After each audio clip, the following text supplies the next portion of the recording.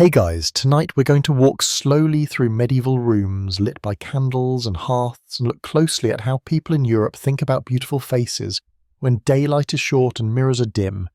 We move in the present tense as if the rush of markets and the hush of monasteries still sound around us. Fair warning, you probably won't survive this video awake.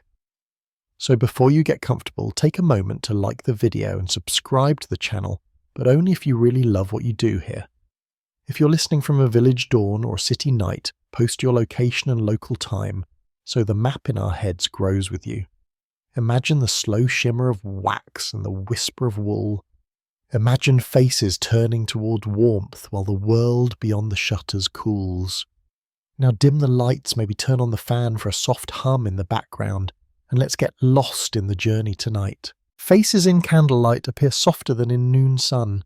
And in that soft light, people judge beauty by signs that blend health, modesty, and rank. They look for skin that seems even and calm. A smooth brow, clear cheeks, and a mouth that looks cared for rather than painted. In towns, they carry these preferences into guild halls and parish squares. In monasteries, they read them through sermons and saints' lives where inner virtue is supposed to shine through outer form. A consensus fact survives in recipe collections and household notes, washing the face with warm water, rose water, or wine. And then applying a simple oil or ointment is praised as a routine that keeps the skin supple and clear. Texts from the medical tradition in Latin and the vernacular advise gentle abrasion to refine the surface and warn against substances that burn or peel. People learn these habits from mothers, neighbours, barbers, and midwives, and they repeat them morning and evening as rhythm rather than spectacle. Under the same light, smaller details grow important. Eyebrows are thinned and shaped. Stray hairs at the temples are sometimes removed, and in some courts late in the period, the hairline itself is lifted to make the forehead look broad and smooth. They powder cheeks lightly, not to redden loudly, but to even texture after washing.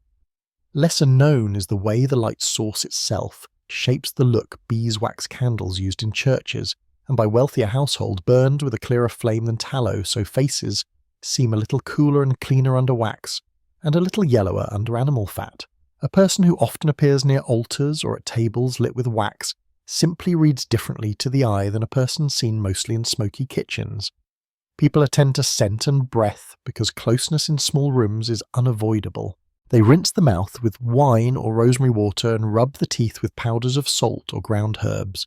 They chew fragrant seeds after meals. Archaeology notes heavy tooth wear from coarse bread and grit, yet some skeletons show lower rates of cavities where little refined sugar circulates. Faith colours the face as well. Devotional art makes cheeks pale and smooth for Mary and the saints, with eyes wide and clear, and that painted perfection sets a reference point people carry into life. Yet preaching also warns against vanity. The ideal is a face that looks humble and clean rather than gaudy. Veils and wimples frame the face so that the brow, eyes and mouth carry most of the message. The resulting emphasis means that clarity around the eyes and a composed mouth matter more than sculpted cheeks or a narrow jawline. Climate and season keep pressing in.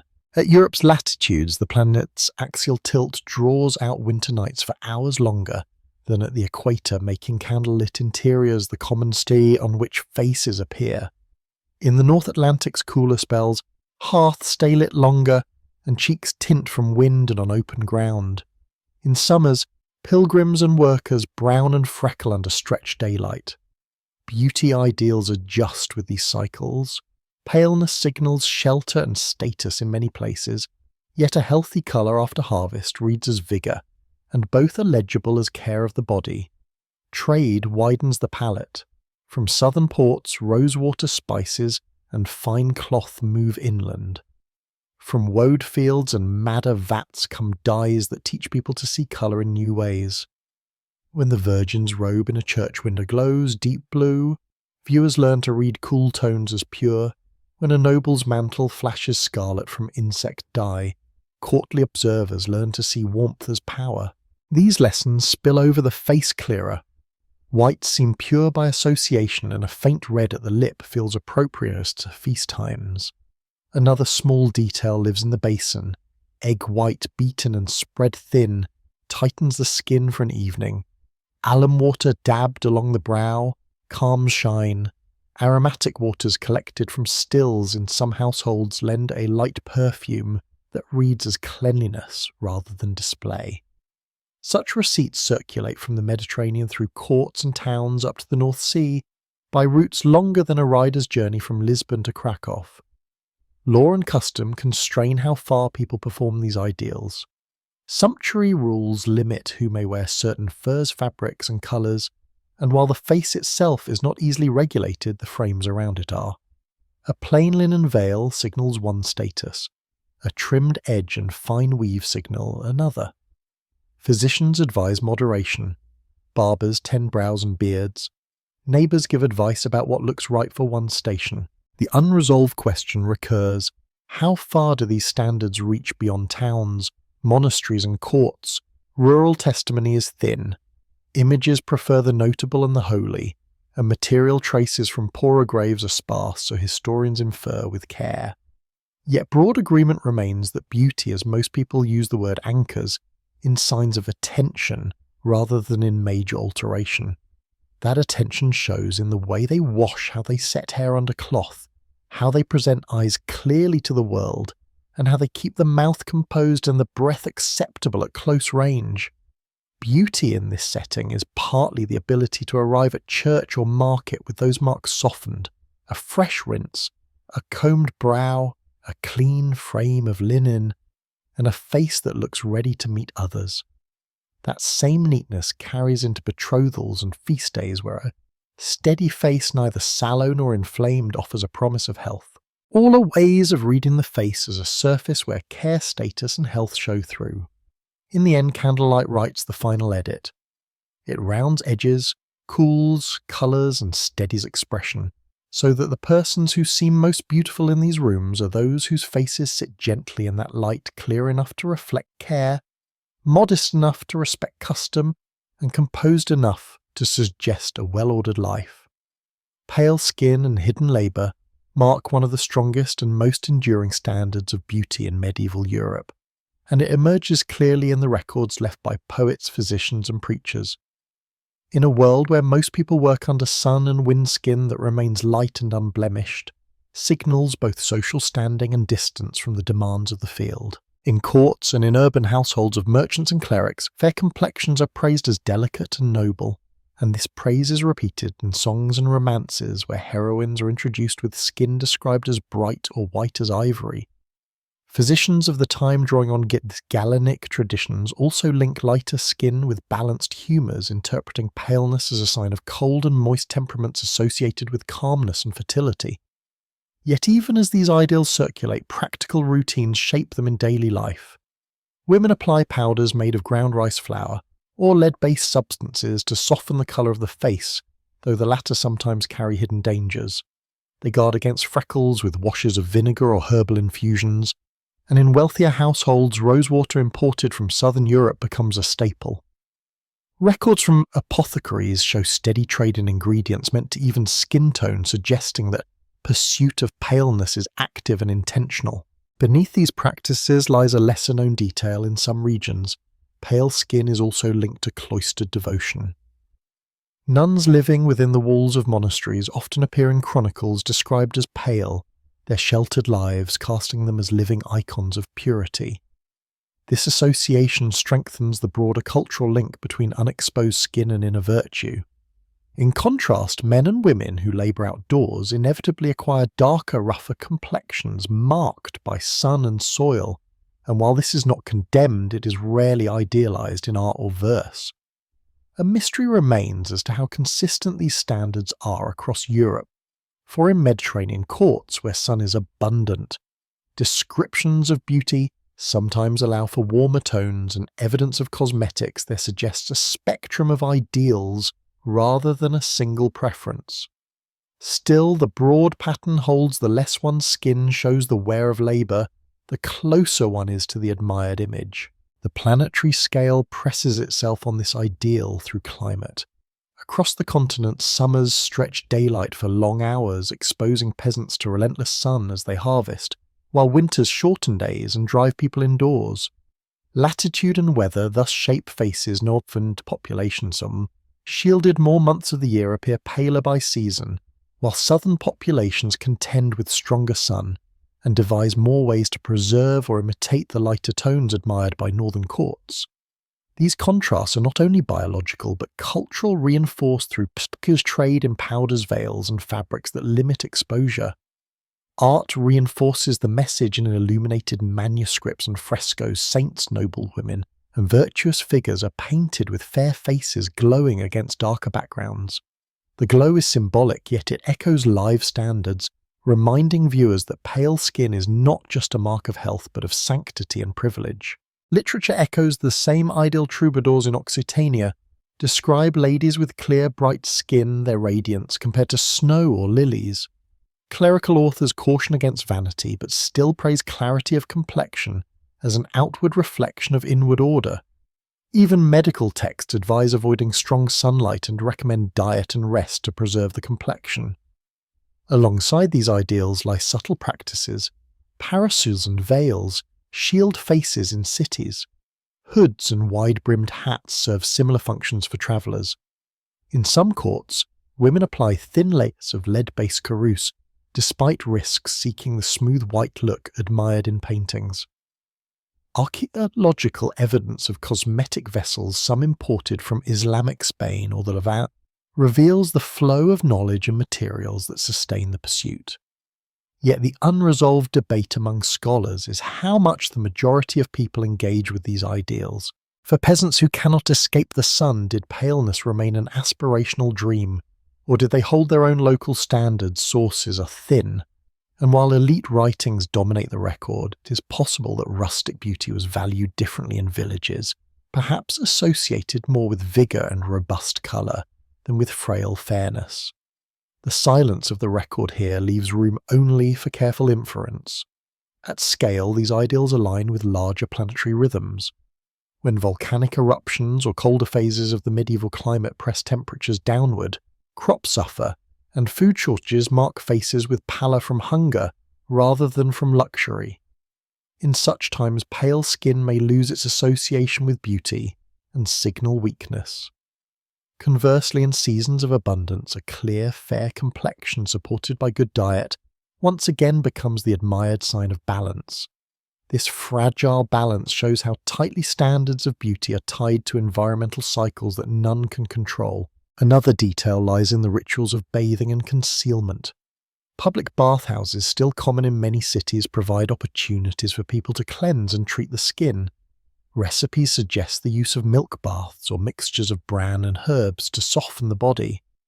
Wealthier patrons after bathing might retreat into shaded rooms or travel with portable canopies to protect the newly cleansed skin. Clothing, too, supports the ideal. Long sleeves, gloves, and head coverings limit the sun, and layers of linen or silk provide barriers between skin and weather. What results is a constant interplay between climate, labour and rank, written on the face of every person and read instantly by others. In this quiet economy of the body, paleness is a currency of privilege. Yet mystery still remains in how individuals feel about these standards. Did young women in fields envy the pale faces of cloistered nuns or noble ladies? Did men interpret paleness as fragility or as a lure? The answers are hidden, leaving only the patterns of prescription and praise in the surviving texts. For now, the evidence allows us to say that in many corners of medieval Europe, a face unmarked by sun is not simply preferred, but becomes a visible declaration of freedom from toil and a symbol of belonging to a world above labour. As the continent turns under the same sun as solstices stretch and contract the hours of day, the ideal shifts within its frame but remains recognisably stable across centuries. The light face glowing faintly in candlelight, the complexion protected from fields and forges, the beauty of skin that hides labour as surely as veils hide hair. Hair as a crown sits at the centre of medieval ideas of beauty, shaping how men and women present themselves in towns, courts and cloisters. The human head is the most visible part of the body, and the hair, whether hidden or displayed, signals status, youth and devotion. Across Europe, songs and romances describe golden or fair hair as most admired, likened to sunlight or polished metal. but dark hair, glossy and abundant, is also praised in other regions. What matters most is not the exact shade, but the appearance of health, fullness and order. In women, long hair represents youth and fertility, so much so that in some rituals brides wear their hair loose to signify transition, while married women cover it to indicate restraint and virtue. Covering becomes its own form of beauty. Veils, wimples and elaborate headdresses frame the face, drawing attention to eyes and skin, while transforming hair into an unseen symbol of modesty. Men also carry ideals in their hair, though the range is wider. Nobles wear it trimmed and shaped to suit fashion, while monks shave the crown in tonsure as a sign of humility. Beards too shift in meaning. In sometimes they are trimmed short and neat, while in others they are grown full to show maturity and vigour. Archaeological finds such as combs carved from bone and antler testify to the everyday care of hair carried in purses or stored by bedsides, reminders that grooming is constant even for those who never appear at court. One lesser-known detail is the use of herbal rinses. Texts mention rosemary, sage and chamomile infused in water to wash the hair, leaving fragrance and slight tint. Blonde shades are brightened with saffron or lye. Darker hair is deepened with walnut husks. These methods circulate by word of mouth, and some recipes survive in household books copied by scribes. In towns with trade links, henna from the east appears in rare cases, giving a reddish sheen that fascinates but does not dominate. Yet a mystery remains about how widely colour alteration is practiced. Sources suggest elite circles experiment with dyes, but evidence among common people is scarce. Did they aspire to alter shades, or was cleanliness and order enough? The lack of direct testimony keeps scholars cautious. Planetary rhythms also touch hair. Seasonal changes affect diet and nutrition, shapes texture and thickness. In years of poor harvest, hair may thin or dull, while in times of plenty it shines. Climate influences style as well. In the cold north, hair is tucked beneath layers of wool and fur, while in Mediterranean heat lighter veils and shorter cuts appear. The circulation of styles follows trade and conquest. When Norman lords settle in England, chroniclers note their fashion of shaving the back of the head, a look adopted and then resisted by locals. Such movements remind us that beauty is never static, but follows the currents of war, marriage and commerce. Art preserves the ideals most vividly. Illuminated manuscripts show ladies with cascades of gold hair, often exaggerated to emphasize radiance. Statues of the Virgin Mary sometimes depict long flowing locks, even when real women keep theirs bound, suggesting that divine figures embody perfection beyond earthly custom. Poets link golden hair to sunlight, purity and angelic form, reinforcing the cultural weight attached to certain shades. At the same time, clerics warn against vanity, reminding listeners that hair is transient, cut away at death or hidden by veils in the grave. The tension between celebration and caution runs through every record. Another detail emerges in the ritual of braiding. In households, mothers braid daughters' hair each morning, securing it with ribbons or bands. These braids can be simple or elaborate, sometimes woven into crowns that encircle the head.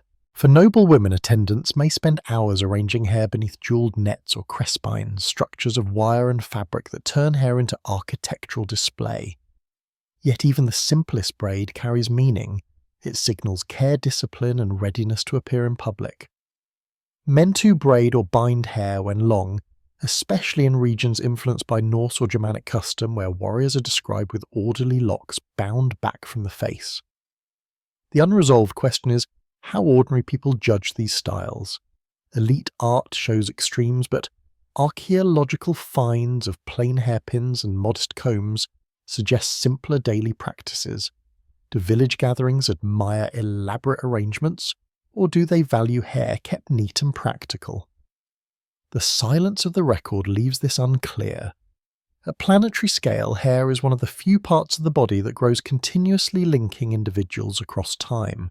Every strand is a record of diet, stress and environment. And in modern archaeology, isotopic analysis of hair from preserved remains reveals information about what people ate and where they travelled. In the medieval period itself, people may not know this science, but they sense that hair reflects inner life. Lustrous hair means good health and fortune. Dull hair signals sickness or poverty. Thus, when they wash, comb and braid, they are not just adorning, but maintaining visible evidence of vitality. The use of veils complicates the picture. Covering is both obligation and opportunity. Religious rules require married women to cover hair, but within that requirement, fashion evolves rapidly. By the 13th and 14th centuries, towering headdresses rise in courts framing the face in ever more complex designs. Beneath the hair is hidden but still styled arranged to support the outer structure. What shows publicly is not the hair itself, but the skill of arrangement and the wealth of fabric. This paradox valuing hair while concealing it runs through the era. Men's hair also carries moral weight.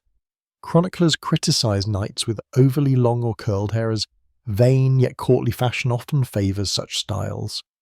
In monasteries, the tonsure is both a visible mark of humility and a constant reminder of separation from worldly vanity. A lesser-known detail is the debate among clerics about the exact shape of tonsure, with some favouring a complete circle shaved on top, others only a band. These arguments, though minor, reveal how seriously hair is tied to identity and devotion. The daily act of combing reflects broader ideals of order. A neat parting and smooth strands mean discipline, while tangled hair is associated with neglect or madness. Folklore even warns that demons tangle hair at night, a belief that underscores the importance of morning grooming. Archaeological finds of combs in graves suggest that people carry this value into death, wanting tools of order with them in the next life. Another subtle practice involves oils. Olive oil in southern regions, butter or lard in northern ones is sometimes applied to soften and tame hair. Fragrant herbs are infused to add scent, and in wealthier households, imported oils add prestige. These treatments smooth the hair for gatherings and feasts where the play of lighted-on strands is part of presentation. The mystery of exact colour remains, since paintings often exaggerate and written descriptions are formulaic. Did people truly prefer blonde above all, or is that a literary trope? Scholars debate this, noting that many medieval populations were predominantly dark-haired. The persistence of golden-haired saints and heroines may owe more to symbolism than reality. Still, the cultural weight of bright hair is undeniable, setting an unattainable standard that influences how people judge one another. In the end, hair functions as both natural growth and cultural sign. It crowns the head as a visible measure of health, youth and care, whether worn loose braided or concealed. It links personal routine with larger forces of climate, trade and faith. Under candlelight or daylight, the hair that is combed, rinsed or veiled becomes part of the quiet code through which beauty is read in medieval Europe. The shape of the body in medieval Europe is not measured by the exposure of skin as it might be in later times, but by the way cloth flows, clings or conceals. Beauty lies less in muscular form or curvature and more in silhouette or contour created by layers of linen, wool and silk that frame the human figure. For women, long gowns with fitted bodices and wide sleeves establish a vertical line, while girdles or belts cinched at the waist add definition. For men, tunics that shorten or lengthen, depending on fashion, create changing proportions, sometimes accentuating legs, sometimes emphasizing broad shoulders. The ideal body in this world is not naked but dressed, and the garments themselves are part of the definition of what is admired. Archaeological evidence from graves reveals belts, brooches and buckles placed carefully, suggesting that clothing not only shapes daily beauty, but carries symbolic weight into death. A consensus fact is that linen undergarments serve as the foundation, washed more frequently than outer layers and keeping the body fresh and smooth beneath heavier garments. The cleanliness of these underlayers contributes to how the body feels and is perceived even when hidden from sight. Lesser known is the role of girdles, often woven or embroidered, which function not only as practical supports but also as decorative signals. Some are inscribed with prayers or protective charms so that the very line of the waist becomes both aesthetic and spiritual. The existence of these objects shows how tightly the shaping of the body is entwined with meaning beyond appearance. Yet there remains a mystery in how tightly bodies are actually constrained. Later periods bring rigid corsetry, but medieval evidence is more ambiguous. Some illustrations and surviving garments suggest lacing that creates a smooth torso, while others imply looser fits. Scholars debate whether medieval fashion emphasises a natural form under drape or whether it already experiments with reshaping. The answer may vary by region, by century, and by class, leaving an unresolved question about just how far tailoring pushes beyond nature. At planetary scale, the body itself is marked by labour climate and diet. Peasants who bend in fields carry the strength and strain of their work in posture. Nobles who ride and hunt develop different muscles. Monks who spend hours in cloisters bear narrower shoulders and softer hands. Famine years leave bodies lean and fragile, while years of plenty add roundness. In this way, climate events such as colder seasons or failed harvests inscribe themselves on flesh as surely as fashion frames it in cloth. Beauty ideals navigate these changes, preferring moderation, neither emaciation nor excess, but a body that appears balanced, capable of health, and clothed in order. Literature describes heroines as slender yet not weak lords, as broad yet not gross, and in both cases the virtues of temperance and harmony echo through the language. Another detail lies in the act of movement.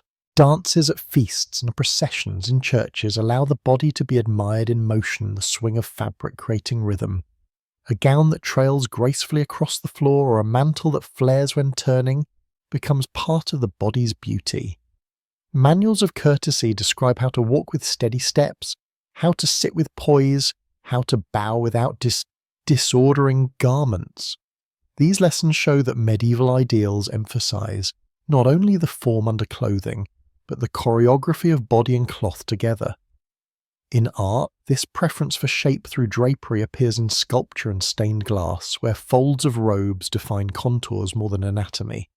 Saints are carved with flowing garments that suggest slender waists or noble breadth, without revealing flesh.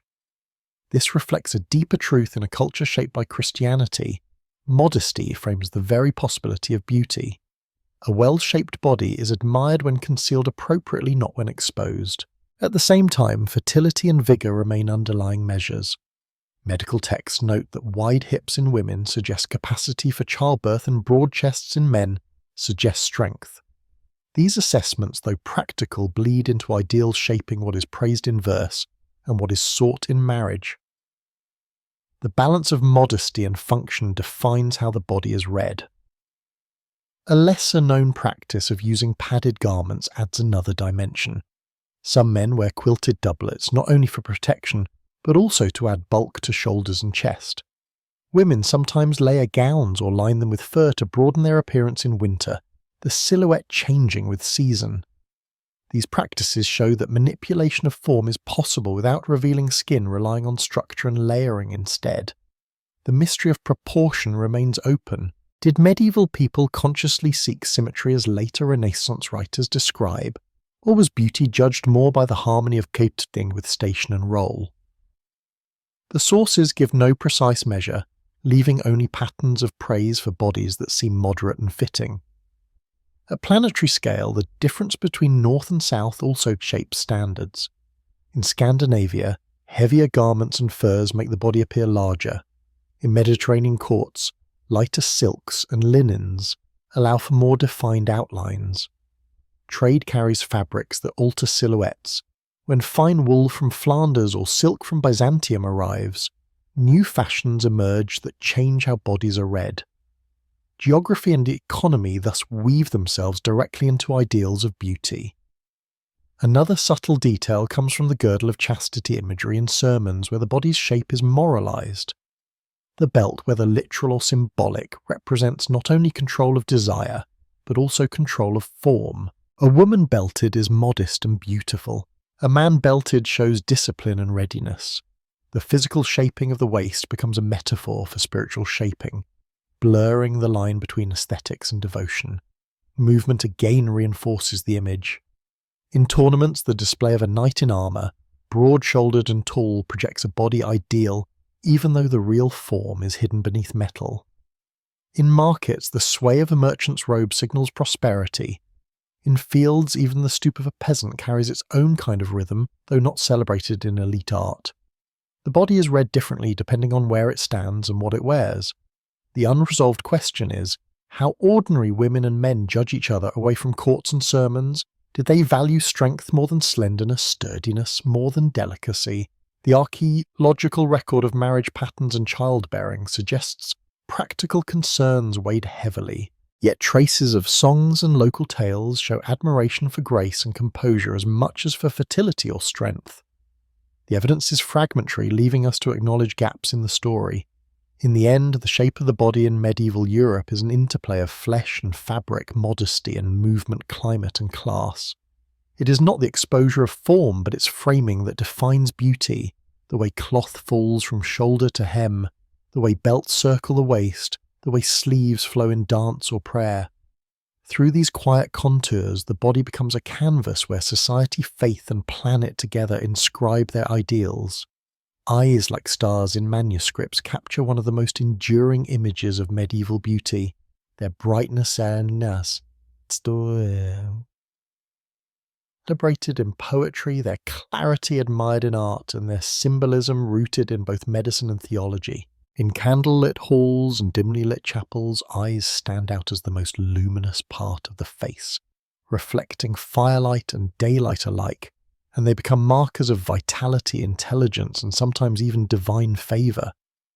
Medical writers influenced by Galen and later by Arabic scholars explain the eye as a delicate organ whose humours must remain balanced, its brightness proof of health and its dullness a sign of disease.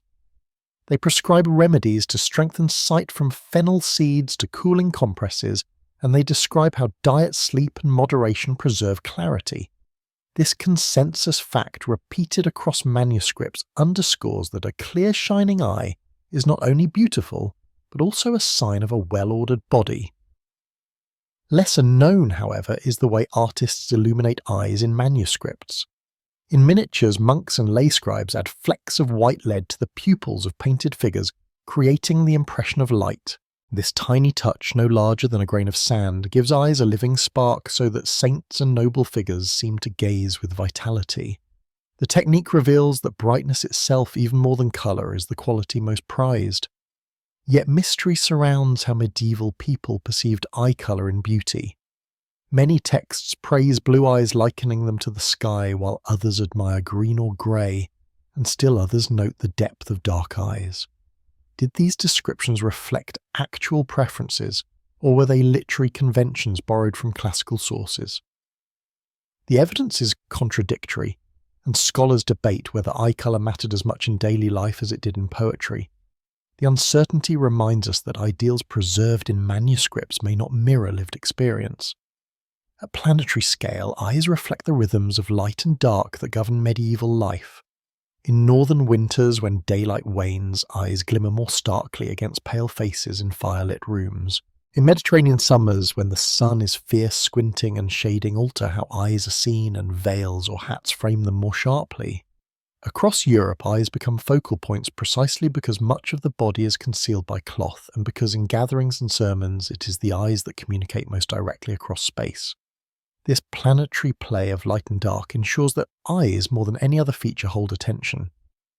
Another detail lies in the practice of eye cosmetics.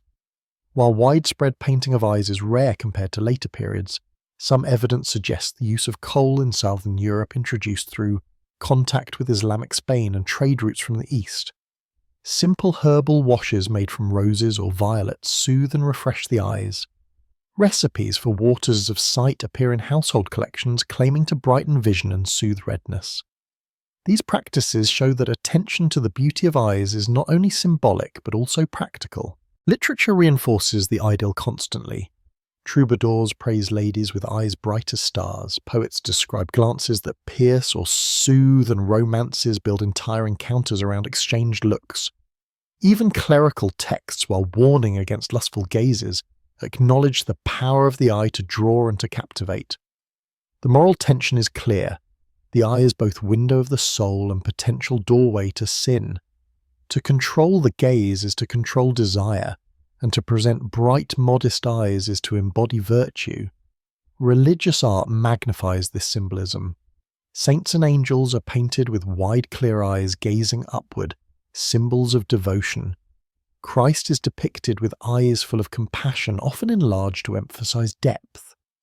These images shape how viewers understand human eyes as well.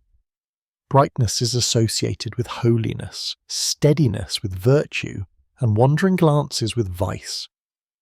A lesser-known example can be found in charms and prayers meant to ward off the evil eye. Fear that envious or hostile glances could bring harm is widespread, and people wear amulets or recite verses for protection. This belief shows that eyes are not only admired, but feared, their power over others acknowledged in both beauty and danger. The unresolved question lies in how much ordinary people could alter or enhance their eyes. Without modern cosmetics, their tools were limited, yet the persistence of herbal washes, the use of veils to frame eyes, and the careful cultivation of modest gazes suggest that social practice rather than physical alteration defined beauty. Did individuals train themselves to look with certain expressions, or were these glances natural? The record is silent, leaving open the mystery of how much performance shaped perception. At planetary scale, human eyes across Europe vary in colour and form, but it is brightness and clarity that seem universally prized. In a world lit by fire and sun rather than electricity, eyes truly glow in ways difficult to imagine today. A single spark of reflection from a candle could transform a face, making the eye the dominant feature in gatherings. The human preference for brightness may thus reflect environmental realities as much as symbolic ideals. Another small but telling detail comes from burial remains. Analysis of medieval skeletons shows wear from eye strain in scribes, evidence of long hours reading by dim light. Chroniclers even note spectacles appearing in the 13th century, first in Italy, where glass lenses are crafted to aid sight.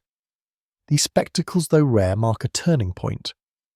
The eye is not only admired but cared for as an organ whose clarity matters deeply. That care underscores the cultural weight eyes carry. Music and verse echoed this weight. Songs praise eyes that glisten with joy or sorrow, and sometimes even describe tears as pearls or jewels, signs of inner purity shining outward.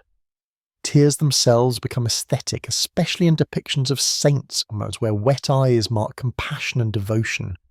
Thus, even the presence of moisture reflecting light enhances the association of eyes with luminous beauty. Yet the mystery of preference remains. Did people in daily markets care whether eyes were blue or brown, or was it the vitality of the gaze that mattered most? The sources lean toward vitality, but the literary tropes of colour are too strong to dismiss. Scholars remain cautious, acknowledging both possibilities. In the end, eyes in medieval Europe are admired not in isolation, but as part of the face framed by veils, brows, and candlelight. They are praised when clear, steady, and bright signs of health and of inner order. They inspire poetry, provoke fear, and anchor art. Through them, medieval people read the soul-judged beauty and connected with the divine. Against the backdrop of shifting climates and flickering light, eyes remain the constant stars of human expression, carrying both earthly charm and heavenly meaning in their gaze. Teeth breath and hidden hygiene belong to the quieter side of medieval beauty standards rarely praised in poetry, yet deeply significant in daily life. In a world before modern dentistry, the mouth is both a place of vulnerability and a measure of care. Archaeological studies of skeletons reveal heavy wear on teeth caused by grit in bread and stone-ground flour, and evidence of cavities is uneven less common in northern regions where refined sugar is scarce, more common in later centuries when imported sugar spreads through courts and cities. A consensus fact drawn from medical texts is that small white and even teeth are admired as signs of health, though explicit descriptions are rare. Writers occasionally praise a lover's small regular teeth like pearls, but more often the beauty of the mouth is implied through freshness of breath and composure of lips. Hidden hygiene practices give texture to these ideals. Lesser known is the widespread use of tooth powders made from ground herbs, ashes, or salt.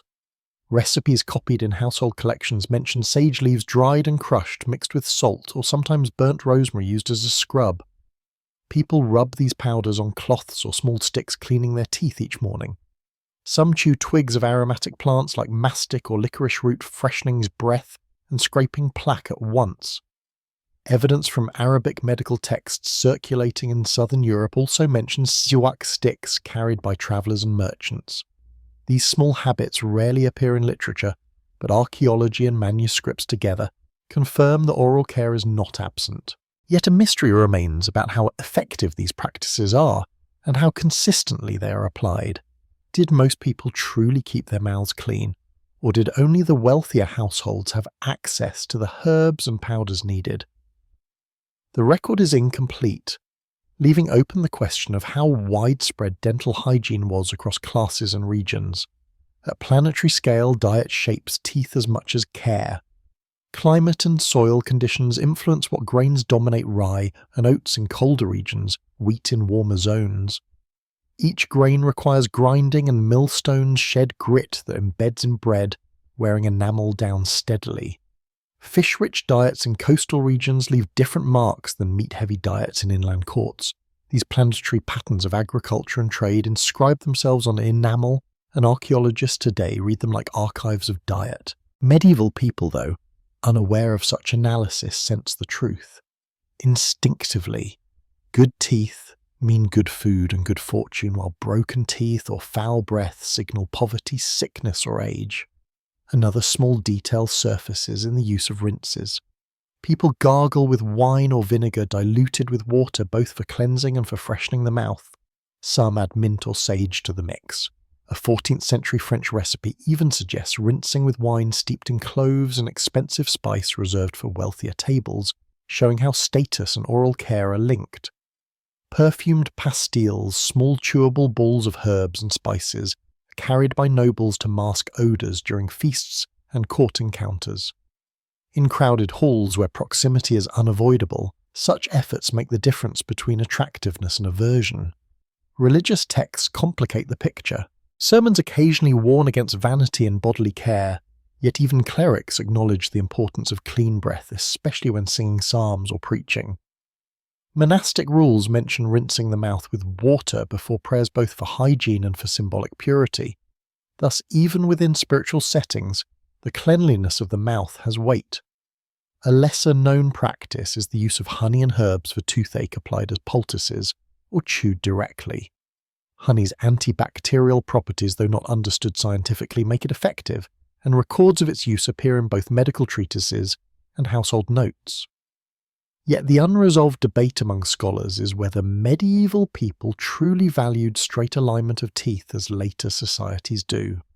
Descriptions of smiles are rare, and portraits often hide teeth entirely. Were even white teeth actively admired, or is this assumption projected backward? The absence of clear references leaves the question open. Planetary rhythms of health also affect appearance. Famine years when malnutrition strikes leave children with enamel, hypoplasia, visible lines on teeth that remain into adulthood.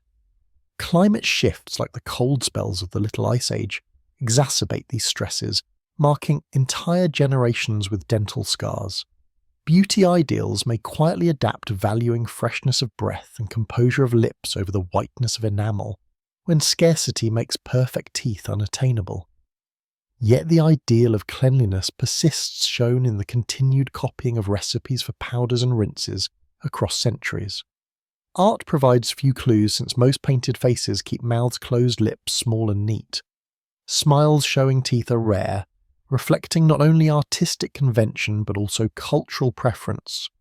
The beautiful mouth is closed, composed, modest and fresh, not wide or open. This restraint mirrors broader medieval values where modesty frames beauty in every form. Poetry occasionally breaks this rule, likening teeth to ivory or pearls, but even then the image is restrained, describing small and regular forms rather than bold displays. Another detail lies in burial practices. Archaeological finds show that combs and grooming tools are buried with individuals, but sometimes toothpicks of bone or metal appear as well. These tools indicate that oral care is part of daily routine, even if it is not loudly celebrated. In marketplaces, toothpicks are carved and sold alongside combs, discreet objects that hint at unseen attention to the mouth. The mystery that remains is how people judged bad breath in social life. Did it carry stigma as strong as unwashed clothes, Or was it accepted as inevitable in crowded, smoky spaces?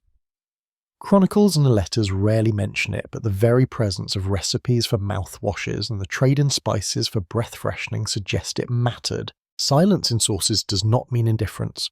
Rather, so it shows how private the concern may have been. At planetary scale, the mouth is where the environment enters the body. Grain meat, milk, and fish all pass through, and each leaves traces on an enamel. The health of teeth is the visible edge of broader ecological patterns from harvest failures to spice trade expansions. Medieval people may not frame it in such terms, but they sense it. A well-kept mouth reflects not only personal care, but also prosperity, access, and balance in life.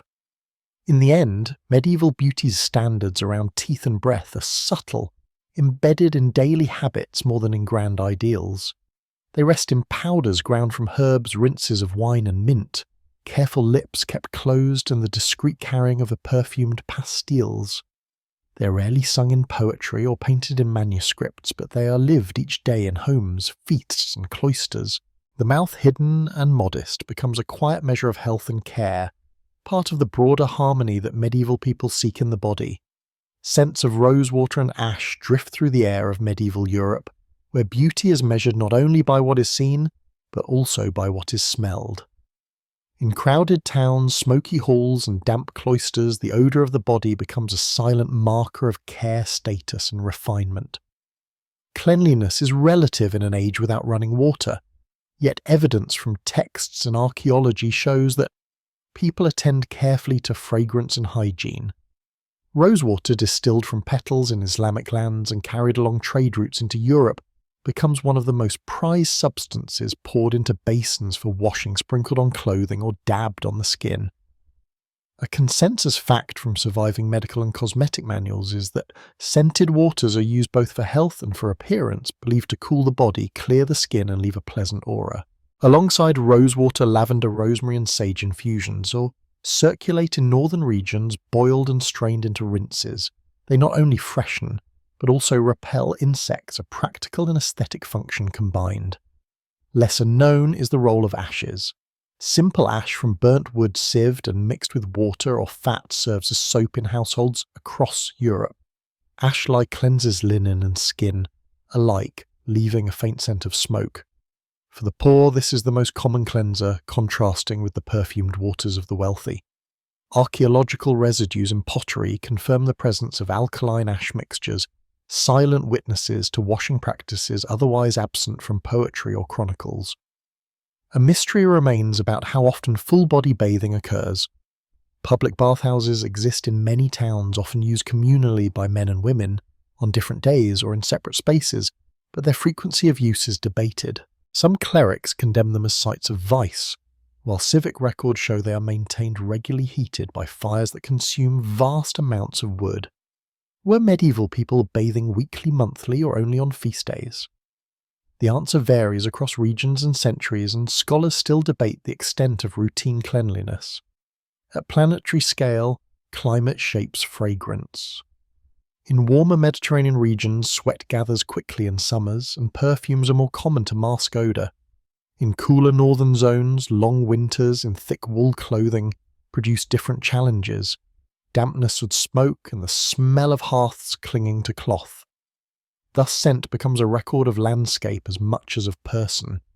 The circulation of spices from Asia and Africa also changes the palette of smells, with cinnamon, cloves and musk added to perfumes for nobles and courts. Another detail lies in the sprinkling of herbs across floors. Rushes or straw are strewn in homes and churches, and among them people scatter lavender, mint or marjoram.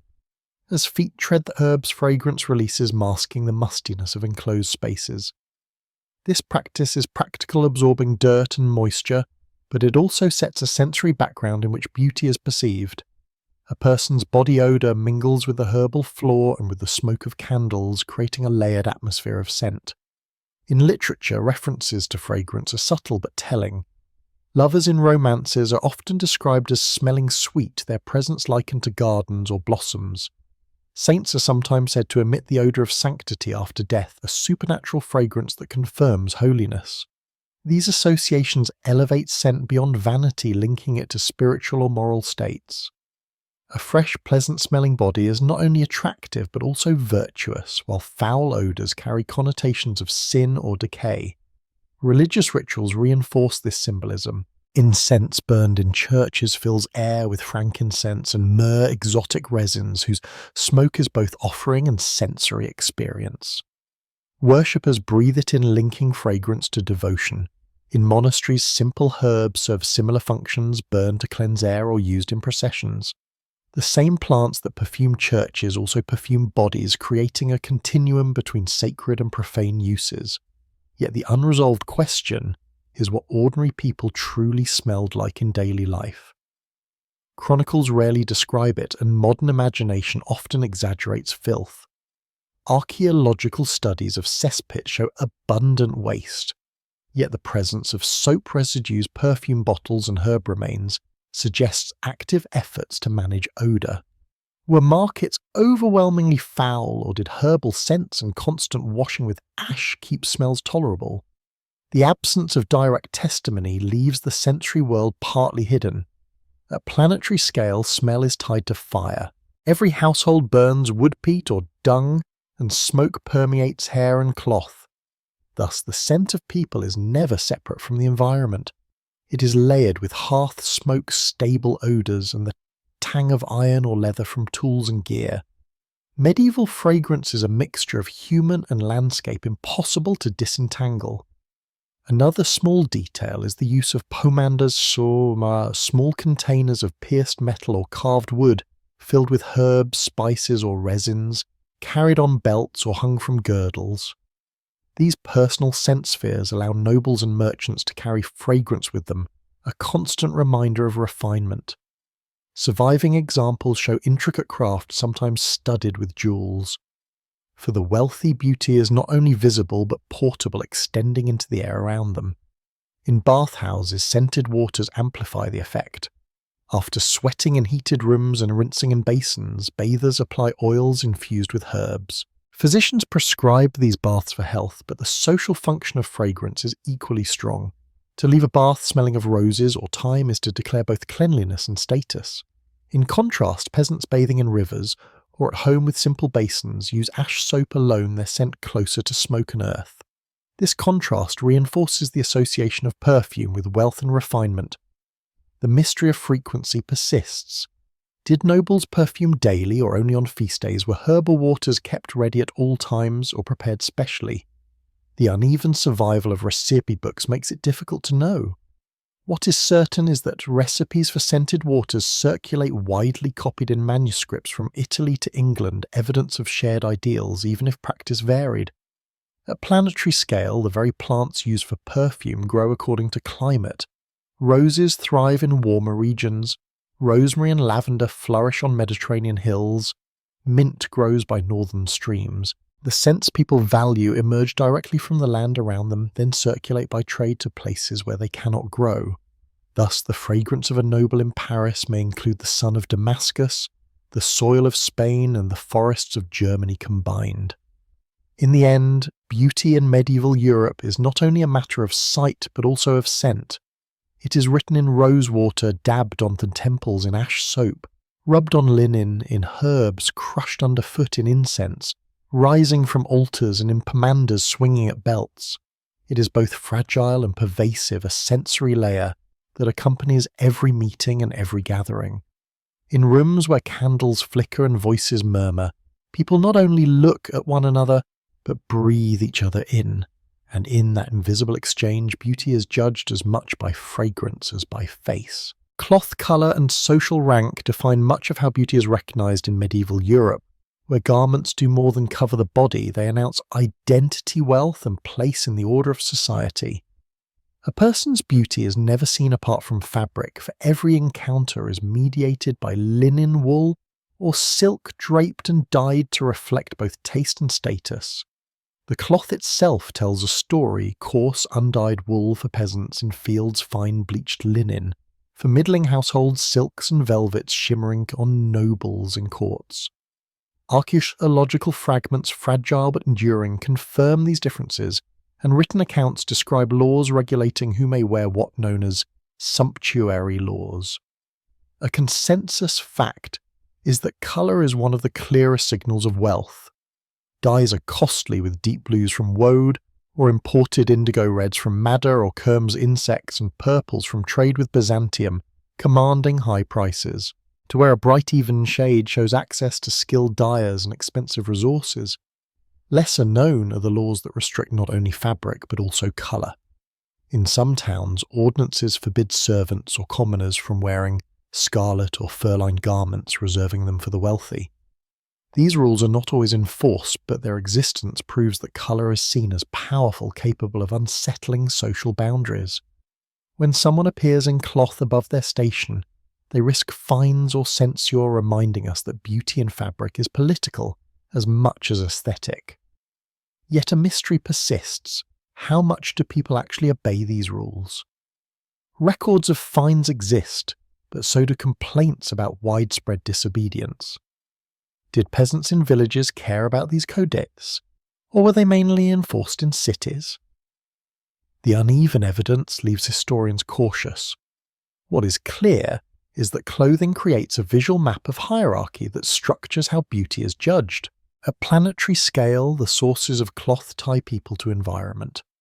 Sheep raised on northern pastures provide wool, whose thickness and softness vary with breed and climate. Flax fields yield linen, bleached in sunlit meadows until pale and smooth. Silk threads travel thousands of kilometers from China through Central Asia, Byzantium and Italy before arriving in northern courts. Every garment, even the simplest, carries within it the geography of fields, rivers and trade routes, embedding human beauty within planetary processes. Another detail lies in the use of fur. Ermine squirrel and marten line the collars and sleeves of nobles, while sheepskin or rabbit warm peasants. The visual contrast between soft white fur or rich sable and rough wool beneath not only signals wealth, but frames the face, creating a setting in which features are judged. The person wrapped in fur radiates prestige, while the one in plain wool blends into the crowd. This layering of fabric and animal skin shows how beauty is a composite of human and non-human elements. In literature, garments are described as gleaming, shimmering and glowing terms that transfer radiance to the person wearing them. A lady in scarlet silk is praised not only for her dress, but for the aura it creates, her beauty heightened by the cloth. Troubadour poetry lingers on the way. Fabric moves, how sleeves trail, how mantles shine, suggesting that beauty is inseparable from textile display. Religious texts complicate this picture, warning against vanity and urging modest dress, yet even saints are painted in robes of vivid blue and gold. Art thus reinforces the paradox: beauty should be modest, yet beauty shines most clearly in rich cloth. A lesser-known practice is the recycling of cloth. Because dyes and fabrics are costly, garments are often remade, cut down or pieced together across generations. Parish records note donations of clothing to the poor, who then appear in altered versions of noble fabrics. This circulation means that traces of elite beauty standards filter down, altering how people of lower rank appear. Beauty shaped by cloth is thus dynamic, travelling through hands and bodies over time. The unresolved question is how personal choice intersects with regulation and inheritance. Did individuals select colours to match their features as later advice manuals suggest, or was the range of choice too narrow? Evidence is scant, leaving only glimpses of taste in wills and inventories.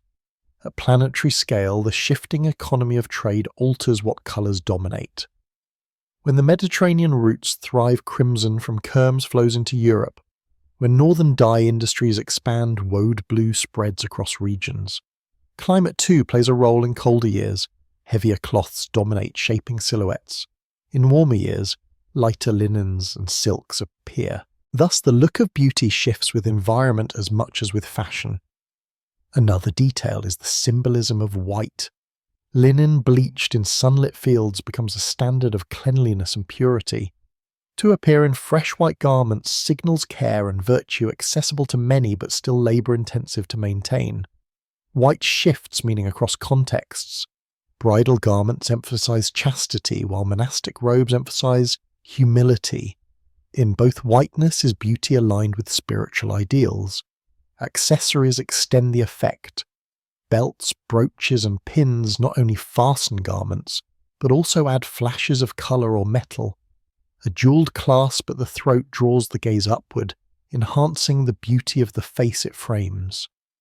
Archaeological finds of such ornaments, even in modest graves, show that decoration is widespread. Yet here too, hierarchy is clear gold and gems are rare, while bronze and glass beads are common. The presence of any ornament, however simple, demonstrates how people across society use cloth and colour to signal care for appearance. The mystery of how colours are perceived in dim interiors also remains. Candles alter hues, making blues appear greenish reds, deeper whites, warmer. Did people choose fabrics with candlelight in mind, or did they value brightness in daylight above all? The sources do not say, but the constant emphasis on radiance suggests awareness of how colour changes in different light. At planetary scale, garments connect people across continents. A lady in Paris wearing silk from Lucca dyed with kermes from Iberia embodies a network stretching from Asian silkworms to Mediterranean dyers to northern looms. Her beauty is thus global, built from threads that cross seas and mountains. In the end, beauty in medieval Europe is draped, dyed and ranked. It is signalled by scarlet reserved for nobles, by white linen kept clean through labour, by silks that shimmer with distant sunlight, and by fur that frames the face. It is regulated by law, yet subverted in practice, praised in poetry, yet cautioned against in sermons. Through cloth and colour, bodies become legible as noble, middling or humble, and within these boundaries beauty is judged. Beneath every fold lies the field, the pasture, the trade route and the law, binding the human form to the wider fabric of earth and society. Saintly glow and mortal flesh form a striking contrast in medieval Europe, where ideals of beauty are shaped as much by religious art as by lived experience. In cathedrals and chapels, frescoes and stained glass portray holy figures with luminous skin, serene expressions and flowing garments that shimmer beyond the reach of ordinary people. These radiant images set the standard for what is admired, even as real faces and bodies can never match the perfection painted on walls or glowing through coloured glass. The consensus fact is that devotional art presents saints and the Virgin Mary with smooth, pale faces, wide eyes and composed mouths, creating models of beauty that emphasize purity, modesty and otherworldliness. This artistic vocabulary spreads across Europe, teaching viewers to associate fairness, clarity and serenity with virtue. Lesser known, however, is the use of gilding to achieve this effect. Thin sheets of gold leaf are applied to halos, and sometimes to highlights on skin, creating a literal glow that catches candlelight and sunlight alike. When worshippers kneel before these images, the shimmer reinforces the sense that divine beauty radiates beyond human reach. This luminous aesthetic influences how people view each other, setting standards that intertwine sanctity with physical appearance. Yet mystery remains about how consciously worshippers distinguish between artistic symbolism and real human beauty. Did villagers in parish churches expect real women to resemble painted Madonnas, or did they understand these as unreachable ideals? Sources are silent, leaving scholars to debate how far religious imagery shapes personal judgment.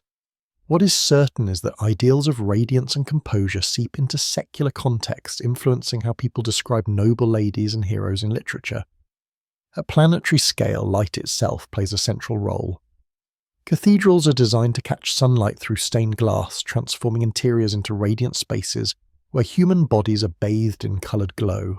Candle flames flicker across gilded altars, amplifying brightness.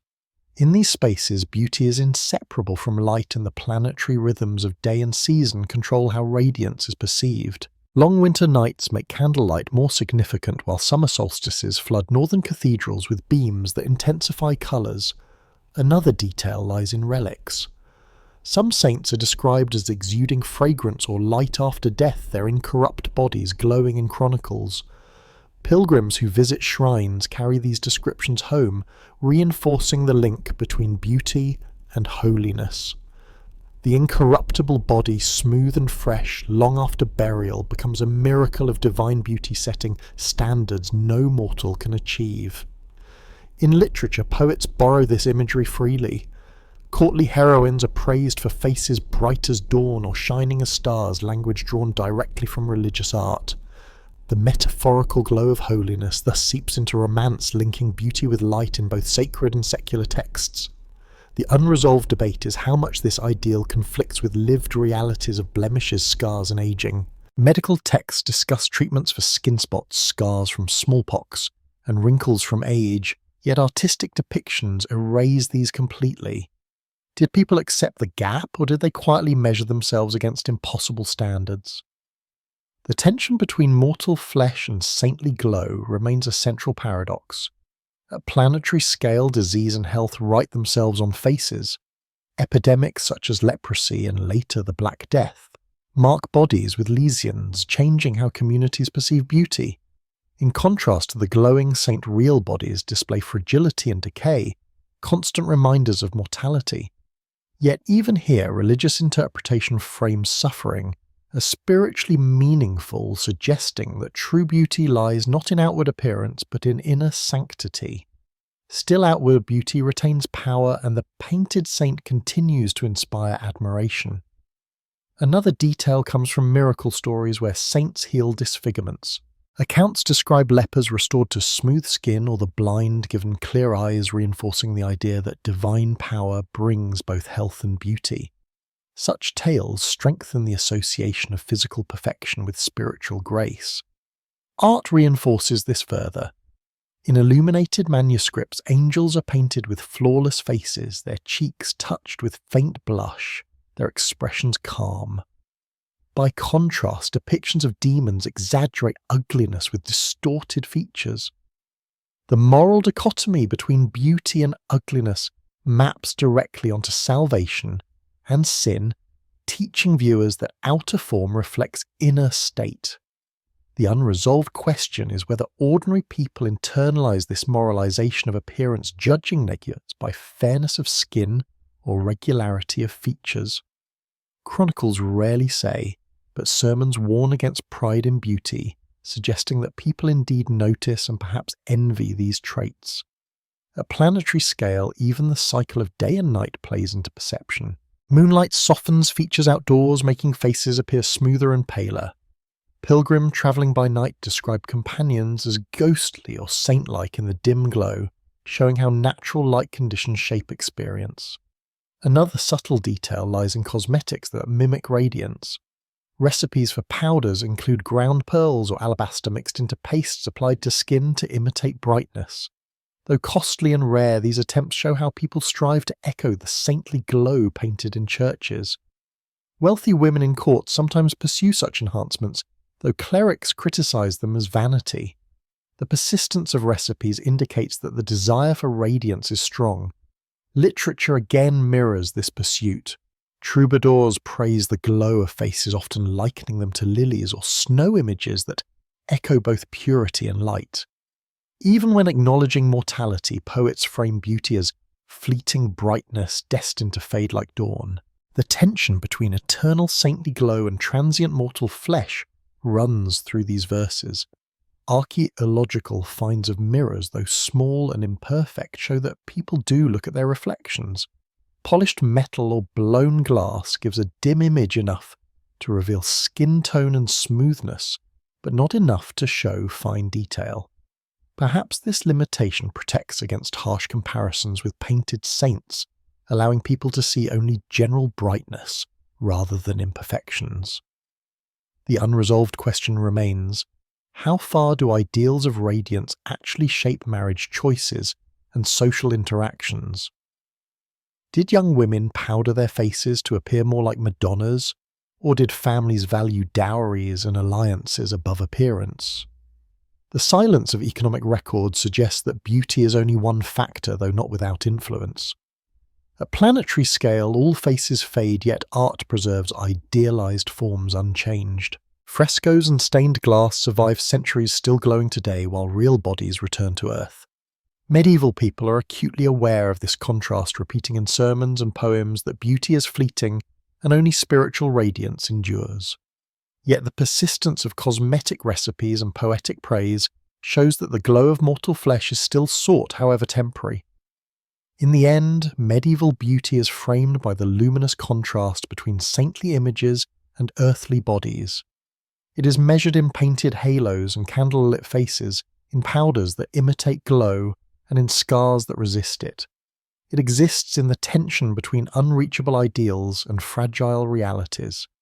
To be beautiful is to appear radiant in the dim light of church or hall, to echo for a moment the glow of saints even while carrying the marks of labour, age and illness. Against the vast cycles of light and darkness, saintly glow and mortal flesh remain entwined, shaping how people imagine perfection and how they accept imperfection in daily life. Across borders and centuries, beauty standards in medieval Europe are shaped by exchanges of trade conquest and cultural blending shifting, as ideas and objects move from one region to another. No single image of beauty defines the whole continent. Instead, ideals emerge from contact zones where climates, religions, and traditions overlap. A consensus fact is that Moorish Spain, Norman England, and Norse settlements all contribute unique threads to the tapestry of appearance, each inflected by local conditions and global currents. In Al-Andalus, where Islamic, Christian, and Jewish communities live side by side, descriptions of beauty emphasize smooth skin, dark eyes outlined with kohl, and perfumes drawn from Eastern traditions. Manuscripts record recipes for scented oils, and poetry celebrates complexion warmed by sun yet luminous in shade. These preferences flow northward, with merchants and travellers influencing Christian courts in Spain and France. In Norman England, by contrast, ideals emphasise fair skin, orderly hair, and modest dress shaped by both northern climate and monastic influence. Chronicles describe queens and noblewomen praised for light faces and refined bearing, while clerics urge restraint. The interplay of conquest brings continental fashions to the island, blending French elegance with English pragmatism. In Norse settlements across the North Atlantic sagas, praise hair that is bright and abundant, especially golden, and a strong, healthy form suited to labour and endurance. Here, climate and subsistence shape ideals more than courtly art. Lesser known is the influence of trade routes that bring not only goods but ideas of beauty. Venetian merchants carry silks and cosmetics from Byzantium and the Levant, introducing colours and scents unfamiliar to northern Europe. Spices like cinnamon and cloves used to freshen breath or perfume clothing travel alongside precious dyes. Even in distant towns, the arrival of these goods sparks imitation of courtly habits, suggesting that ideals diffuse far beyond their points of origin. Yet a mystery remains. How much do ordinary villagers adopt foreign standards, and how much do they cling to local norms? Archaeological finds of combs, beads, and immodest pins suggest continuity, while manuscripts reveal elite fascination with exotic practices. The gap between local life and imported ideals remains unresolved, leaving historians cautious about assuming uniform influence. At planetary scale, migrations and climates shape what is possible. The Mediterranean sun tans skin more quickly than northern skies, influencing preferences for paleness or warmth. The Atlantic storms and long winters make furs and wool dominant, shaping silhouettes. Trade winds carry ships across seas linking Europe to Africa and Asia, embedding global ecologies into the fabric of beauty. Another detail lies in the role of cross-cultural marriages. When rulers wed across borders, they bring fashions with them. Eleanor of Aquitaine carries southern styles northward. Scandinavian princesses bring northern customs to eastern courts. With them travel not only garments but also expectations of appearance. Courts become sites where multiple standards mix, creating hybrids that spread outward. Art preserves traces of this blending. Frescoes in Sicily show Byzantine icons alongside Norman figures. Manuscripts in Spain depict women with braided hair, styles reminiscent of both northern and southern traditions. Beauty here is not static but layered, reflecting centuries of interaction. Literature mirrors the same. Troubadours in Occitania sing of ladies with pale skin and bright hair, yet contact with Andalusian poetry introduces metaphors of night and dark eyes. The blending of imagery reveals how ideals cross linguistic and cultural borders. The unresolved debate is whether these mixtures reach into rural villages or remain confined to courts. Evidence from wills and inventories suggests that imported fabrics and perfumes are rare outside elites, yet the spread of songs and stories hints that concepts travel further than objects. At planetary scale, the very geography of Europe as a peninsula of peninsulas shapes variation. The Atlantic coast faces storms and trade. The Mediterranean faces Africa and Asia. The north connects by sea to Scandinavia and beyond. Each frontier brings influences that alter how beauty is seen. Another small detail is the presence of crusaders and pilgrims. They return from journeys carrying not only relics, but also habits of grooming and dress observed abroad. Accounts mention new uses of perfumes, different ways of arranging hair, and even altered perceptions of complexion. These travellers act as vectors of beauty standards, mixing ideals across borders. Religious imagery, too, adapts. In southern Spain, Madonna figures sometimes reflect Andalusian styles of dress. In the north, saints are shown with features resonant of local populations. The universality of holiness is maintained, but the form it takes shifts regionally, showing that beauty's standards are local even within shared faith. Another unresolved question concerns the role of ethnicity in shaping ideals. Chronicles occasionally mention the beauty of foreign brides or envoys praising their exotic features, but often these descriptions are stylized, emphasizing difference without clarity. Did medieval people genuinely admire diversity in appearance, or did they filter it through their own frameworks of value? The record is ambiguous and interpretations remain debated. At planetary scale, the Black Death of the mid-14th century also alters perceptions. Mortality and suffering mark bodies with scars and frailty, and in some texts beauty is described as fleeting a fragile bloom before decay. This awareness heightens the contrast between saintly ideals and mortal realities. Yet even amid crisis, poems continue to praise bright eyes, smooth skin and fragrant hair, showing that ideals endure despite upheaval. Another detail emerges from clothing again. Imported silks and brocades carry patterns and colours unseen before influencing what is considered beautiful. A lady in Spain wearing patterned silk appears radiant not only for her features, but for the foreign fabric she wears. The aesthetic of beauty here is inseparable from the circulation of goods. In northern Europe, wool remains dominant, but fine dyeing techniques spread, making colour itself a form of prestige. The unresolved debate is how much climate change in the Little Ice Age alters fashion and thus beauty. Shorter growing seasons limit certain crops for dyes, while colder weather necessitates heavier clothing. Did silhouettes change enough to alter ideals, or did standards remain stable while garments adapted? The evidence is partial, leaving the answer open. At planetary scale, one can see beauty as a system responsive to environment and exchange. Migration brings hairstyles and perfumes, trade brings silks and dyes, climate dictates fabrics and forms. Each local standard emerges from these layers, and together they weave a continent-wide diversity. In the end, beauty in medieval Europe is not a single image, but a shifting mosaic. It is pale skin in France, dark eyes in Andalusia, golden hair in sagas, modest veils in cloisters, radiant saints in cathedrals. It is rosewater from Damascus wool from English fields, silk from Lucca, and fur from northern forests. It is shaped by borders, crossed wars, fought marriages made and ships sailed. Across centuries, ideals flow and change, yet they remain rooted in the same desire to present the body and face as ordered, cared for and aligned with the values of health, faith, and status. Beneath candlelight, sunlight, and starlight, beauty reflects both the local soil and the distant horizon, binding mortal flesh to a world wider than itself.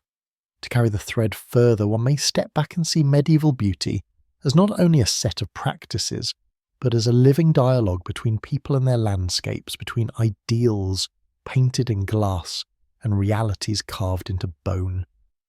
In this broader view, beauty is not a single standard frozen in time, but a moving field of negotiation shaped by continuity and disruption across centuries. A consensus fact is that between the 11th and 15th centuries, Europe experiences major transitions. Urban growth, crusades, plagues, and climate shifts, and each of these leaves marks on how people imagine and perform beauty. Towns swelling with new guilds and markets encourage more visible displays of cloth and grooming, while repeated plagues draw attention to signs of health and vitality as precious. Crusades and Mediterranean trade widen the range of perfumes, dyes, and fabrics, embedding foreign ideals into local practices. Climate fluctuations alter harvests' diets, and thus the very bodies that carry these ideals. Beauty is never separate from these currents. Lesser known is the way civic rituals embed beauty standards into collective life. In some Italian communes, festivals feature processions where maidens dress in bright cloth veils arranged carefully, walking in rhythm as living embodiments of civic pride. Chronicles describe their presence as enhancing not only the feast, but the reputation of the city itself. Similarly, tournaments and religious processions display knights and clergy in garments arranged to project authority and composure. In these moments, beauty is not private, but public, binding individuals to communities. Yet mystery endures in the silences. How did people outside courts and town shepherds in uplands, fishers on coasts, speak of beauty among themselves? Little record survives and their voices remain faint.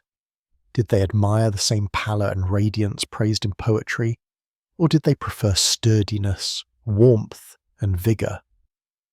The absence of sources leaves us only traces in song fragments and local tales where beauty is often linked with fertility and strength rather than refinement. At planetary scale, the medieval period is part of a larger human story, where standards of appearance shift with environments. Just as Nile floods shape cosmetics in Egypt and monsoon cycles frame adornment in India, so do European climates dictate what is possible and valued. The shorter summers of northern latitudes limit crops for dyes, but allow paleness to flourish as an ideal. Southern regions embrace herbs and perfumes shaped by abundant sunlight and long-growing seasons. This variation across latitudes ties beauty directly to planetary rhythms. Another detail worth observing is the role of artisans in transmitting beauty's standards. Dyers, weavers, barbers, and apothecaries all embody practical knowledge that makes ideals possible. Their workshops provide the powders, fabrics, and tools without which standards would remain abstract. Guild regulations preserve recipes, and archaeological digs reveal their instruments, shears, mortars, combs, objects that anchor lofty ideals in daily labour. Without these artisans, beauty cannot be practiced.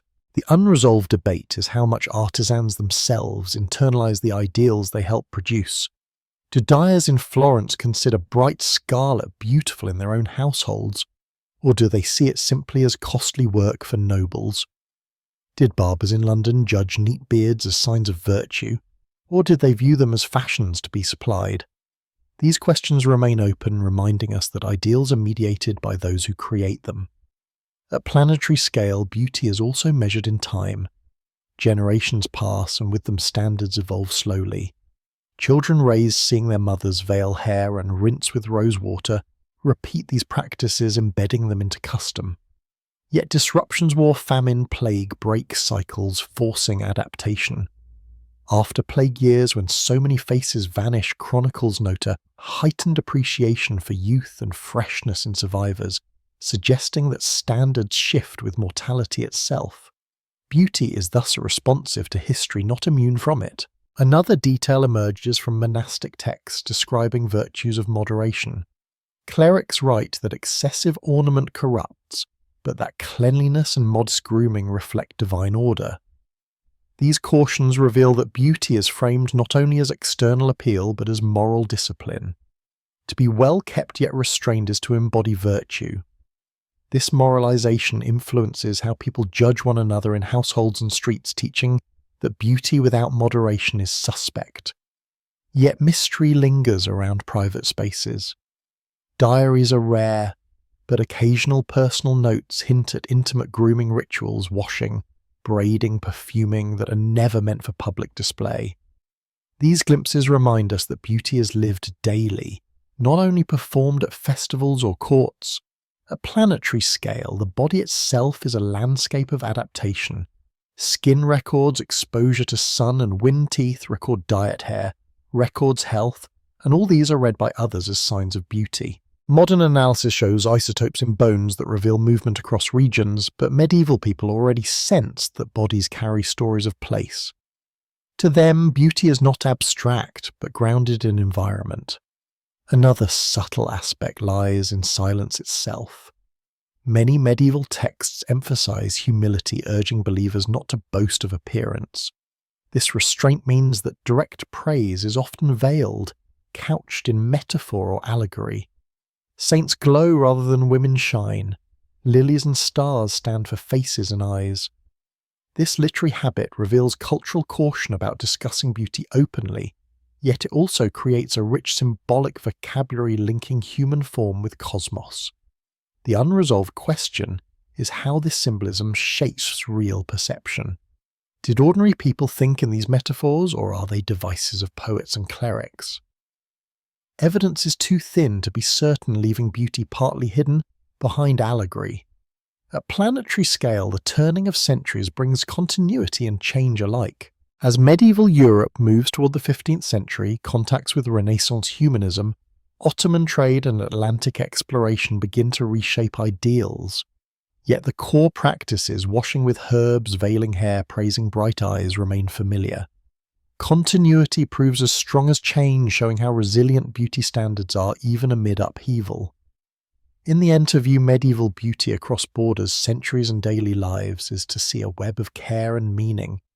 It is combs buried with peasants, gilded halos and cathedrals, recipes, copied by scribes, perfumes carried by traders, and songs sung by poets.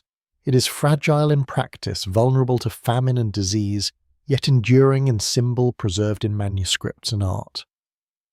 Beneath the shifting cloth, the scented water, the braided hair and the powdered face lies the same desire to appear before others, in order and harmony, in a way that reflects not only the self but the world. In this sense, medieval beauty is not distant.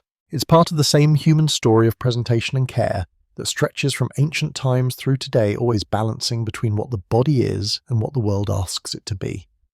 When the patterns of medieval beauty are drawn together, what emerges is less a catalogue of features than a web of relations between faith and flesh, between wealth and fabric, between climate and skin. To continue this quiet unfolding is to look beyond individual traits and observe the structures that give them meaning. A consensus fact is that ideals are always social. Paleness is not only a colour but a marker of leisure. Fragrance is not only pleasant, but proof of trade. Radiance is not only glow, but evidence of spiritual favour. None of these signs stand alone. Each is bound to status, morality, and ecology. Lesser known are the small practices that keep these systems alive. A mother teaching her daughter to braid hair before mass, a barber sharpening his shears, before trimming a merchant's beard, a washerwoman kneeling by a river to rinse linen until it gleams. These modest actions sustain the large ideals repeated in poetry and lore. Without them, the lofty metaphors of saints and troubadours would have no ground. Yet mystery persists about how these practices feel in lived time. Did people see them as burdens, obligations to match unreachable ideals, or as comforts, routines that provided order in uncertain worlds? The silence of private testimony leaves us without answers. Archaeology offers fragments, but feelings remain beyond recovery. At planetary scale, the medieval centuries are not stable. They are crossed by famines, plagues, invasions, and climate shifts, each altering how bodies look and how beauty is judged. A pale face may signal nobility in one decade and malnutrition in the next. A fragrant gown may proclaim refinement in one court and extravagance in another. These fluctuations show that beauty is never timeless. It bends with seasons, harvests, and disasters as much as with fashion. Another detail lies in time itself.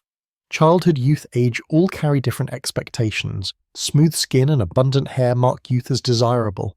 Moderation and composure frame maturity as admirable. In age, serenity and restraint replace brightness. Life cycle and beauty are intertwined, shaping how people are valued at different stages.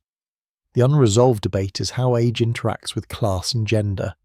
Did noble women retain admiration into later years, thanks to cosmetics and veils, while peasant women faded quickly in public esteem? Did older men gain dignity through beards even as their vigour waned? Sources hint but do not resolve, leaving the dynamics of age partly hidden. At planetary scale, generations overlap, each learning from the last. Ideals persist because they are taught, not because they are inevitable. A girl braiding her hair in the 14th century repeats gestures inherited from ancestors even as new fabrics and perfumes arrive from distant lands. Beauty is continuity enacted in daily life, tied to both memory and change. Another subtle element lies in silence and sound. Courtly manuals instruct not only how to dress, but how to move and speak. A steady gait, a soft voice, and modest laughter all enhance appearance. Beauty is thus embodied in motion and tone, not merely in features. The unresolved question is how far these courtesies extend beyond elites. Did villagers also praise composure of movement, or did they admire strength and vigour instead? Without clear testimony, the scope remains uncertain. At planetary scale, the body is both natural and constructed. It grows ages and bears scars, but it is also shaped, concealed, and framed by culture. Medieval beauty lies precisely in this tension between what is given and what is made. Another detail lies in the rhythms of work and worship. Feast days allow elaborate dress and fragrance. Ordinary days demand practicality. This alternation creates cycles of appearance where beauty intensifies and recedes with the calendar. Just as the planet tilts through seasons, human bodies tilt through times of restraint and display. A festival may reveal garments stored for months, scents saved for a single procession, eyes brightened by candle-lit vigils. Beauty here is not constant but seasonal. The unresolved mystery is how individuals felt in these shifts.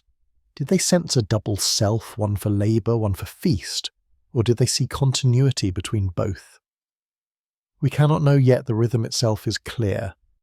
At planetary scale, festivals correspond to harvests and solstices, binding human display to Earth's cycles. Beauty is thus agricultural as much as aesthetic, shaped by the grain that feeds the wool that warms the dyes that colour. Another subtle note lies in mortality. High death rates from plague, childbirth and war make beauty fragile, a state easily lost. This fragility heightens appreciation, making bright eyes or smooth skin more than striking things. Constant reminders of decay. Poetry and art echo this praising fleeting radiance even as they warn of its transience. The unresolved question is whether this awareness produces detachment or intensity. Did medieval people admire beauty more deeply because it faded quickly, or did they seek solace in saintly glow as compensation for loss? Both may be true, coexisting in paradox.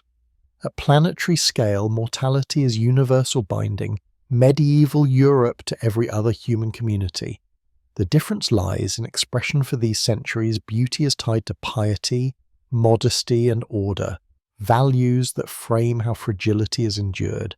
In the end, section 13 extends reflection rather than adds novelty.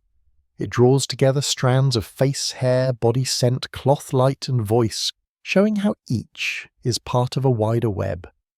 Beauty in medieval Europe is not superficial but structural, linking person to planet, flesh to faith, household to cosmos. To care for the body is to affirm a place in the order of things, to adorn is to participate in continuity. To appear before others is to enact belonging. The ideals are fragile, local, and sometimes impossible, yet they endure across centuries because they answer a universal human desire to make visible the invisible threads that tie individuals to one another and to the world. In that sense, medieval beauty is both distant and familiar, an echo of lives shaped by candlelight and cloth, yet recognizably human in its quiet pursuit of harmony. To close this long unfolding of medieval beauty, it is fitting to pause on the interplay between ideals and uncertainty as to see how much is preserved in records and how much remains unknowable. What emerges most clearly is that standards are not arbitrary, but woven tightly into the fabric of faith, work, and environment. A consensus fact is that across manuscript sermons and laws, beauty is framed as evidence of order of the body reflecting order of the soul, order of society reflected in clothing order, of cosmos mirrored in metaphors of light and purity. From pale skin praised in courts to radiant saints in stained glass, the same theme of harmony repeats. Lesser known are the traces of everyday objects that carry these ideals quietly. The bone comb buried with a villager, the herbal recipe copied in a household book, the ash soap used to wash linen at riverside. These fragments remind us that beauty is not confined to cathedrals or courts, but lived in cottages and cloisters. Yet mystery surrounds the voices we cannot hear.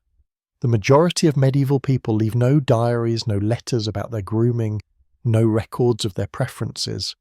We hear them only indirectly through laws that restrict, sermons that warn, or poetry that praises. Did they aspire to noble standards, resent them, or ignore them? We cannot know. The silence reminds us that history of beauty is partial reconstructed from fragments. At planetary scale, medieval Europe is one region among many, yet its standards resonate with wider human tendencies, valuing clarity of skin, brightness of eyes, fragrance of body, harmony of form. These ideals appear in other cultures too, suggesting that while expressions differ, the human desire to adorn and present is universal. Another detail lies in the role of memory. Even when bodies decay, records of beauty endure in art and verse. Saints continue to glow in windows, troubadours, lines still compare eyes to stars, manuscripts still preserve recipes for rosewater. These cultural memories extend ideals beyond individual lives, shaping how future generations imagine the past. The unresolved debate is how accurately these memories reflect reality. Are painted saints a mirror of admired women, or are they symbolic constructs? Are poetic descriptions of golden hair common truth or elite fantasy? The gap between representation and reality cannot be closed. At planetary scale, representation itself is part of human adaptation. We create images not to replicate reality, but to guide aspiration and beauty lives in this tension. Another subtle element is the rhythm of impermanence. Medieval writers frequently warn that beauty fades, that youth passes, that flesh returns to dust. Sermons emphasize vanity, poetry laments transience, and yet the same texts praise radiance in detail. This paradox, celebrating what is fleeting while condemning attachment, shows that medieval people are deeply aware of fragility. Their beauty standards exist precisely against the backdrop of mortality. The unresolved question is whether this awareness heightens joy in beauty or produces guilt for admiring it. Perhaps both responses coexist, making beauty both cherished and suspect. At planetary scale, impermanence is constant. Stars flare and fade. Seasons turn rivers, change course. Human beauty reflects this larger rhythm, momentary brightness within vast cycles. Another detail emerges from travel. Pilgrims and merchants carry standards across borders, mixing Andalusian perfumes with northern veils, Byzantine silks with English wool. Each journey spreads fragments of ideals, weaving diversity into shared practice. The unresolved mystery is how far these mixtures penetrate rural life. Do villagers at remote frontiers adopt imported perfumes, or do they admire them only from afar? The uneven record cannot say. At planetary scale, movement itself defines the medieval centuries: migrations, crusades, trade and exploration, all binding appearance to geography. Beauty is never local alone, but always touched by elsewhere. Another subtle note is the alignment of beauty with morality in art. Demons are painted as grotesque, saints as radiant. The visual link between ugliness and sin, beauty and holiness pervades imagery. Yet chronicles sometimes describe villains as handsome, complicating the moral code. This contradiction suggests awareness that beauty can mislead, that outer form does not always match inner truth. The unresolved debate is how far ordinary people believe in the moral weight of beauty. Did they equate fairness with virtue, or did lived experience teach them otherwise? Silence persists. At planetary scale, duality of beauty and danger echoes natural patterns. Flowers may nourish or poison, stars may guide or blind. Human perception maps morality onto appearance in the same way. In the end, the story of medieval beauty is one of layering layers of cloth of fragrance of metaphors of silence. It is a narrative woven from fragments reconstructed by archaeology, illuminated by art hinted at in lore. It cannot be reduced to a single feature or formula, for it exists in the tension between aspiration and reality, between saintly glow and mortal flesh, between continuity and change. To dwell on these standards is not to judge them by modern measures, but to understand how deeply they are embedded in medieval ways of living. Beneath candlelight and stained glass, across seasons of feast and famine, amid perfumes of rose and smoke of hearth beauty, is both fragile and enduring. It is fragile because famine, disease and age erase it quickly. It is enduring because ideals persist in memory, art and custom long after individuals pass. It is local, rooted in soil, climate and trade. It is universal, reflecting human desire to present the body as ordered and meaningful. To close is to return to stillness. Imagine again the candlelit hall, the faint scent of herbs on cloth, the faces turned toward firelight. In their eyes, in their hair, in their garments, standards of beauty flicker, carrying centuries of meaning. Beyond the hall lies the night sky, where stars burn briefly against vast darkness. Medieval beauty, like those stars, is fragile illumination, momentary yet enduring in memory, fleeting yet radiant against the expanse of time.